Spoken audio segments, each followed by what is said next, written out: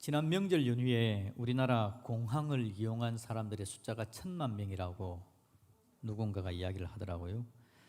우리나라 인구의 5분의 1입니다. 그 1,000만 명 중에는 우리 집에 가족이 6명이거든요. 근데 6명 중에 1명도 거기에 포함되어 있습니다. 그러니까 5분의 1이니까 아마 비슷한 비율이다 싶은 생각이 듭니다. 예. 가족이 4명인 사람은 여행 가면 안 됩니다. 우리나라가 잘 살게 된 것 같아요. 사람들이 휴식을 취할 줄도 알고 여유도 있는 삶을 살아가는 것 같습니다. 여행을 한다는 것은 참 좋은 것 같습니다. 여행을 하면 일상에 있었던 피곤함을 좀 내려놓고 다른 분위기를 느끼면서 피로함을 좀 내려놓을 수 있는 쉬는 시간을 가질 수 있다라는 거죠. 그래서 여행은 쉼에 대한 기대입니다. 일상을 벗어나서 새로운 환경으로 들어가서 쉬고 리프레시하고 그런 거죠. 그래서 여행과 휴가를 잘 활용하는 건 중요한 삶입니다. 특히 바쁜 우리 일상 가운데서요. 근데 여러분, 집 떠나면 뭡니까? 고생이지 않습니까? 집 떠나면 고생입니다. 여행은 우리에게 너무 좋은 걸 줍니다. 그런데 결론은 또 고생이기 때문에 집으로 돌아와야 되는 상황입니다. 그래서 여행 가서 쉬고 좋아졌지만 결국은 다시 또 일상의 피곤함 속으로 돌아올 수밖에 없는 것, 그게 바로 우리의 삶입니다. 근데 또 돌아오면 또 피곤하죠. 뭐합니까? 또 여행 계획을 세우는 거죠. 또 갑니다. 또 집으로 돌아와야 됩니다. 그래서 우리 인생은 결국 돌려막기가 아닌가 싶은 생각도 한번 해봅니다. 그럼에도 불구하고 여러분, 우리가 좀 잘 쉬어야 됩니다. 우리 성도님들도 살아가는 삶 가운데 너무 바쁘지 않고 좀 쉬는 여유도 있기를 주님의 이름으로 축복드립니다. 그렇게 좀 쉬어가면서 살았으면 좋겠습니다. 오늘 본문에 쉼터가 등장합니다. 그래서 오늘 여러분에게 한번 소개시켜 드리려고 합니다. 쉼터. 이름이 베데스다입니다. 2절에 보니까요, 예루살렘에 있는 양문 곁에 히브리 말로 베데스다라는 못이 있었다라고 이야기합니다. 베데스다라는 말은 어떤 말이냐 하니까 은혜의 집이라는 뜻입니다. 은혜의 집, 베데스다입니다. 은혜의 집이 다른 말로 하면 쉼터가 될 수가 있겠죠. 이 은혜의 집인 베데스다는요, 간헐천입니다. 물이 한 번씩 동합니다. 그런데 먼저 뛰어든 사람이 병이 낫는 효력이 있다라고 알려져 있습니다. 그래서 많은 병자들이 그 못가에 모여 있습니다. 물이 동하면 먼저 달려들어서 치료받기를 원하는 마음이 있는 거죠. 그런데 여러분, 7절을 볼까요? 7절 보면 38년 된 병자 한 사람이 등장하는데 예수님 앞에 이야기하는 내용이 바로 이겁니다. 같이 읽어봅시다. 병자가 대답하되 주여, 물이 움직일 때에 나를 못에 넣어주는 사람이 없어 내가 가는 동안에 다른 사람이 먼저 내려가나이다. 아멘. 이렇게 지금 이야기합니다. 이 사람의 이야기는 여러분, 이 쉼터 베데스다에 있는데 이곳이 좋다는 말입니까? 안 좋다는 말입니까? 좀 거시기 하다라는 이야기입니다. 지금 이 말 속에는 어떤 의미가 있냐니까 기다림이라는 게 있습니다. 물이 동하면 뛰어들 기다림, 기다림은 기대도 되는 겁니다. 근데 기다림인데, 그런데 먼저 들어가야 문제가 해결됩니다. 경쟁하는 거죠. 경쟁합니다. 기다리고 경쟁하고, 경쟁했는데 한번 밀렸습니다. 그 다음 또 기다리겠죠. 기다리는 동안에 지칩니다. 기다리고 경쟁하고 지치고, 그래서 결국 예수님께 이렇게 이야기하는 겁니다. 나를 데려다 줄 사람이 없어서 다른 사람이 먼저 가버립니다. 원망이 가득한 거죠. 기다리고 경쟁하고 지치고 원망하고. 쉼터, 베데스다라는 이름, 은혜의 집, 쉼터이지만 실상 이곳에 쉼은 없는 겁니다. 사람들이 다 그렇게 노심초사 하루하루를 살아가고 있는 모습이죠. 그래서 여러분, 이 모습은 베데스다에 사람들이 모여 있는 건 저와 여러분들이 그냥 살아가는 삶의 일상도 이렇지 않나 한번 생각해 봅니다. 우리도 뭔가를 기다립니다. 기대해 봅니다. 이런 일, 좋은 일이 있을지. 그런데 그 안에는 경쟁이 또 늘 있죠. 경쟁이 있습니다. 기다리다가 지치고, 경쟁에 밀리니까 또 지치고, 그래서 원망하고, 이런 일들이 막 우리 가운데 넘쳐나집니다. 사람들은 쉼을 찾아갑니다. 베데스다, 쉼터를 찾아갑니다. 근데 쉼을 얻지를 못하는 거죠. 저와 여러분도 다양한 쉼을 찾지 않습니까? 우리의 쉼터를 막 찾아갑니다. 결혼, 쉼을 구하는 겁니다. 집을 사는 거, 그 안에서 쉼이 있기를 바라고 기대하는 마음이 있는 거죠. 아까 말씀드린 여행도 쉼에 대한 기대입니다. 그런데 여러분, 모든 우리가 쉼에 대한 기대를 가지고 뭔가를 해나가지만 그 안에 참된 안식이 있는 건 아니죠. 저도 결혼해봤습니다. 여러분도 결혼해본 사람들이 대부분이고요. 결혼이 참 좋은 거 아닙니까? 부부가 함께 사는 건 너무 좋은 거지만 결혼 때문에 또 다른 어려움도 나타나지 않습니까? 결혼이 우리에게 쉼이 되지만 그 결혼으로 말미암은 또 다른 어려움도 또 생기는 거거든요. 그래서 이게 완벽한 쉼이다라고 말하기는 좀 어렵습니다. 결혼, 집을 사는 거, 여행을 떠나는 거 다 마찬가지인 것 같습니다. 그런데 지금 이 베데스다, 쉼터이지만 진정한 쉼이 없는 이곳에 우리 예수님께서 찾아오시는 겁니다. 예수님께서 오신 날, 그날이 무슨 날이었다고요? 안식일 날이었답니다. 안식한다라는 게 바로 쉰다는 뜻 아닙니까? 안식, 쉼에 대한 겁니다. 쉼이라는 안식일에 우리 예수님께서 쉼터이지만 쉼이 없는 베데스다에 찾아오시는 겁니다. 왜 오실까요? 왜 우리 예수님께서 오실까요? 우리 예수님은 이 장소에 쉼을 주기를 원하시는 분인 줄로 믿습니다. 오늘 우리 예수님께서 저와 여러분의 쉼터에 찾아오기를 원하십니다. 찾아오셔서 우리의 지치고 피곤한 일상 속에 안식을 주기를 원하시는 분이 바로 우리 예수님이시죠. 여러분, 안식이라는 말은 성경에 이제 처음 등장하는 게 창세기에서 나오죠, 그죠? 창세기 보면 우리 하나님께서 6일 동안 세상을 창조합니다. 그리고 7일째에 쉬셨다라고 이야기하죠. 2장 1절에 보니까 창세기 2장 1절에 천지와 만물이 다 이루어지니라. 2절 하나님이 그가 하시던 일을 7째 날에 마치시니 그가 하시던 모든 일을 그치고 7째 날에 안식하시니. 3절입니다. 하나님이 그 7째 날을 복되게 하사 거룩하게 하셨으니 이는 하나님이 그 창조하시며 만드시던 모든 일을 마치시고 그 날에 뭐 하셨다고요? 안식하셨습니다 라고 이야기합니다. 세상이 무질서했습니다. 우리 하나님께서 질서를 잡아갑니다. 하루, 이틀, 사흘, 나흘, 닷새, 엿새 하나님께서 세상을 만드십니다. 질서 있게 만들어 가시는 거죠. 그리고 맨 마지막에 뭘 만드십니까? 사람을 만드십니다. 하나님께서 질서를 잡아가고 마지막에 사람을 창조하셔서 하나님의 창조를 완성하십니다. 그리고 나서 뭐 하셨다고요? 쉬셨습니다. 안식하셨다. 하나님의 창조의 방향을 보여주는 건데 하나님의 세상을 뭐하러 만들었을까요? 간단하게 이렇게 이야기할 수 있습니다. 사람들 쉬게 하려고. 사람들 쉬게 하려고. 아담과 하와의 삶은요, 그 하나님 안에서 그들의 삶은 계속된 것이 안식이었습니다. 물론 창세기 1장 28절 보면 하나님께서 그들에게 일을 줍니다. 하나님이 그들에게 복을 주시며 하나님이 그들에게 이르시되 생육해라, 번성해라, 땅에 충만해라, 땅을 정복하라. 저 끝에는 모든 생물을 다스리라. 하나님께서 그렇게 일거리를 줍니다. 그런데 여러분, 이 일이 그들에게는 부담이 안 됐습니다. 쉼터이신 하나님, 하나님이 쉼이시거든요. 쉼터이신 하나님과 함께 하나님께서 맡기신 일을 감당하는 게 그들에게는 부담이 없습니다. 그 일이 전혀 부담 없고 그 일 자체도 그냥 쉼입니다. 하나님과 함께 생육합니다. 하나님과 함께 번성합니다. 하나님과 함께 다스립니다. 그냥 그게 쉼이었습니다. 그게 너무 좋은 겁니다. 그게 창세기에 하나님께서 안식이라는 말의 의미가 되는 겁니다. 하나님이 쉼터시죠. 우리 하나님이 쉼터입니다. 그래서 여러분 가만히 보면 안식이라는 말은요, 일과는 상관이 없을 것 같습니다. 우리가 왜 안식하지 못할까? 우리가 왜 쉼을 누리지 못할까? 일이 너무 많았어요. 일 없으면 여러분 안식할까요? 일 없는 분이 더 피곤할걸요. 일이 많아서 일 때문에 안식하지 못하는 건 아닌 것 같습니다. 오늘 창세기에서 우리에게 그 이야기를 들려주죠. 아담과 하와의 하나님을 떠나버리는 사건이 드디어 발생합니다. 창세기에 나오죠. 하나님이 만들었는데 사람이 드디어 죄를 지어 하나님을 떠나버리는 겁니다. 하나님이 안식인데, 하나님이 쉼인데, 쉼이신 하나님을 떠나니까 사람들에게 깨진 게 뭐가 깨질까요? 안식이 깨지는 겁니다. 쉼이 깨지는 거죠. 그때부터 사람들은 쉬지를 못합니다. 모든 일이 피곤하게 되어집니다.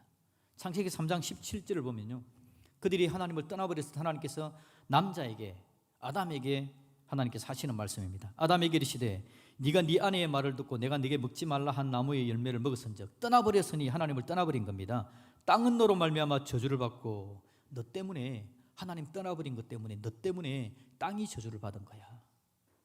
하나님을 떠나자 땅도 저주를 받습니다. 너는 내 평생에 수고해야 그 소산을 먹으리라. 수고한다, 쉼이 없다, 안식하지 못한다라는 뜻입니다. 하나님을 떠나자 인생에게 드디어 인생이 이때부터 노동이 수고가 되고 피곤하고 힘든 일이 되어져 버린 겁니다. 여자는 어떻게 됐을까요? 16절을 볼까요? 또 여자에게 이르시되 내가 내게 임신하는 고통을 크게 더하리니. 임신하는 것이 이때부터 고통이 되는 겁니다. 이자들에게 임한 피곤하고 힘듦이죠. 사람들이 이 고통을 피하려고 그럽니다. 이 고통을 피하려고 하는 것이 여러분 지금 대한민국에 큰 문제가 되어져 버리지 않습니까? 임신하는 고통을 사람들이 피하려고 합니다. 너무 힘들었어요. 사람들의 모습이 지금 이렇게 되어진 겁니다. 사람들이 이렇게 하나님을 떠나고 문제가 생겼을 때 하나님께서 이들을 구원하기 위해서 아브라함을 부르시고 아브라함의 후손에서 이스라엘 민족을 만드시고, 우리가 잘 알듯이 창세기에서 하나님께서 그들을 민족을 만들어서 애굽 땅에 보호하셨다가 출애굽을 합니다. 그때 출애굽의 지도자였던 모세를 통해서 하나님께서 창세기 말씀, 출애굽기, 레위기, 민수기, 신명기의 말씀을 주시면서 그때에 포함시킨 핵심적인 말씀이 십계명이죠. 그 십계명 안에 네 번째, 우리가 늘 십계명을 지금 교독을 하는데 네 번째에 하나님께 주신 계명이 뭡니까? 안식일을 기억하여 거룩하게 지키라라고 이야기합니다. 지금 사람들은 여러분 하나님을 떠나서 참된 안식을 누리지를 못합니다. 각자 쉬고 싶은 마음 때문에 안식을 찾아가는 겁니다. 자기 나름대로 안식을 막 찾아가는 거죠. 그런데 그곳에서 참된 안식이 없는 겁니다. 하나님은 쉼터이신 하나님은 그들이 하나님 안에서 쉼을 누릴 수 있도록 만들어 주기를 원하시는 거죠. 그래서 하나님 잊어버리고 떠나면 계속해서 안식은 없기 때문에 그들을 하나님께 묶어둡니다. 불러줍니다. 하나님 안에서 안식할 수 있도록 제도적으로 만들어 준 게 안식일이라는 제도를 만들어 놓은 겁니다. 그래서 일곱째 날에는 일도 하지 말아라. 그냥 하나님을 보면서 하나님이 쉼터인 것을 기억해야 된다라고 그들을 하나님께서 말씀해 주시는 거죠.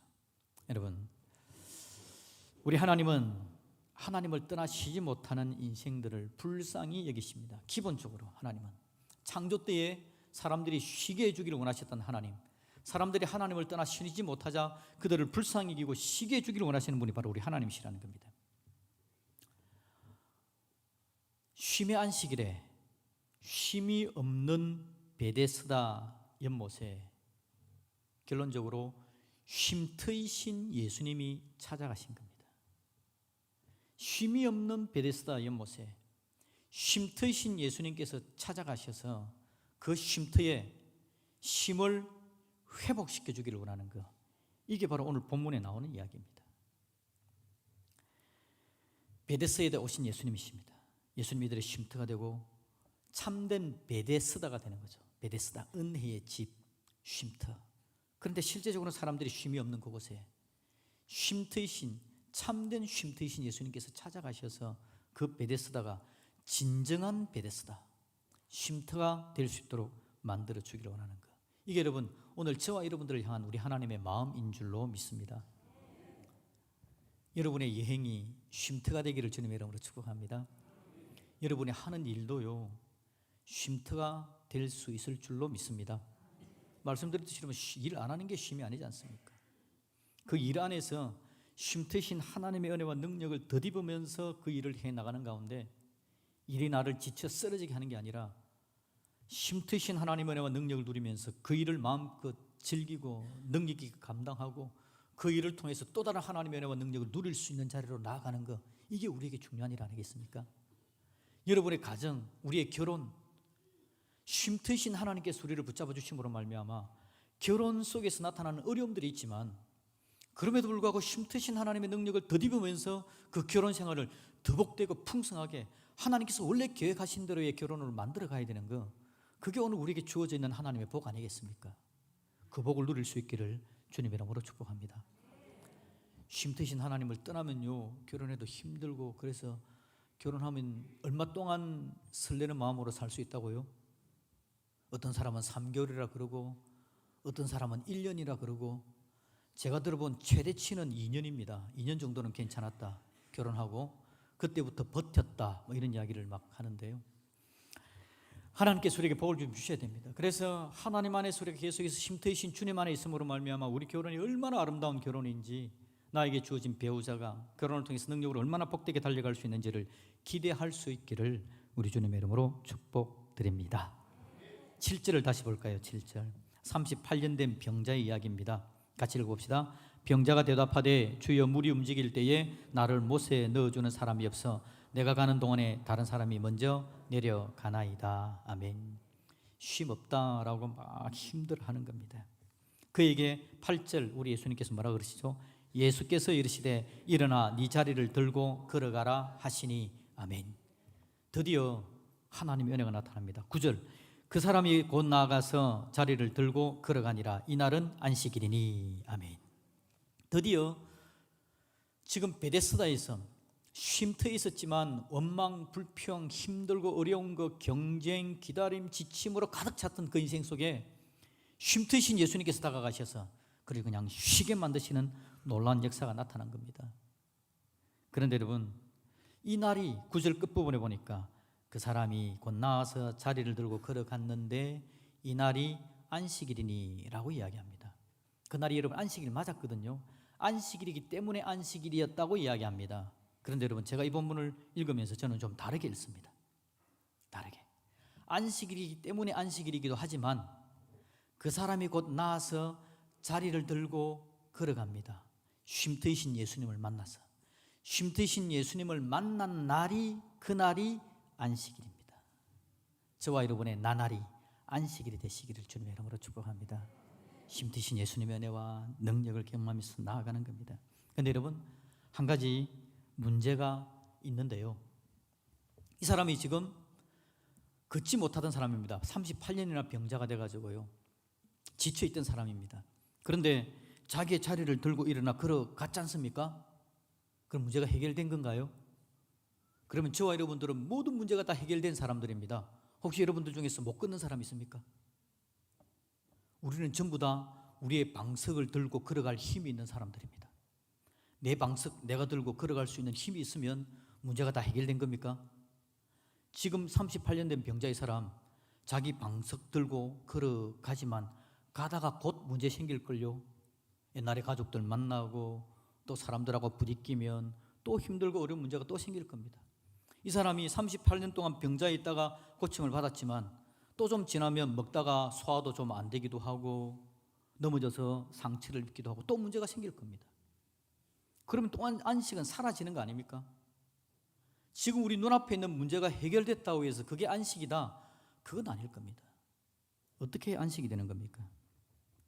14절 봅시다. 14절. 우리 예수님께서 이 38년 된 병자, 걸어가는 이 병자에게 예수님이 또다시 나중에 만나서 이야기를 합니다. 14절 읽습니다. 시작. 그 후에 예수께서 성전에서 그 사람을 만나 이르시되 보라, 네가 나았으니 더 심한 것이 생기지 않게 다시는 죄를 범하지 말라 하시니. 아멘. 네가 걸어다니는 거 좋으냐? 그런데 더 심한 것이 생기지 않도록 다시는 죄를 범하지 말아라 라고 이야기를 합니다. 이 말은 무슨 말입니까? 지금 걸어가는 문제가 해결되긴 했지만 앞으로 또 다른 문제도 나타나질 수 있다는 걸 이야기하는 겁니다. 그래서 예수님께서 해결책을 알려주는 겁니다. 더 심한 것이 생기지 않게 다시는 죄를 범하지 말아라. 이 말은 여러분 이제 여러 가지 해석과 여러 가지 과정을 거쳐가야 됩니다. 그런데 결론적으로 무슨 말이냐 하니까 간단합니다. 더 심한 것이 생기지 않게 다시는 죄를 범하지 말라라는 말은요, 예수님이 예수님께로 그를 초청하시는 겁니다. 네가 이제는 네 마음대로 살아가는 인생, 떠나가는 인생, 죄 짓는 인생을 이제는 사는 게 아니라 쉼터인 내게로 와서 나와 함께하는 인생을 살면 어떻겠니? 라고 말하는 겁니다. 그래서 네가 걸어가는 문제를 해결받았지만 내 안에 있음으로 말미암아 앞으로도 나타날 수 있는 문제조차도 해결받고 그 문제를 이길 힘을 누리면서 능력 있는 삶을 네가 살았으면 좋겠다. 쉼 트인 나에게로 나와 함께 하지 않을래? 우리 예수님께서 초청해 주시는 것인 줄로 믿습니다. 여러분, 진정한 쉼은요, 지금 있는 곳에서 누릴 수 있어야 됩니다. 여러분의 직장, 여러분의 가정, 여러분의 일터, 혹시 여러분이 살아가는 삶에 좀 어려움이 있습니까? 그곳에서도 쉼을 누려야 그게 진정한 쉼이 되는 겁니다.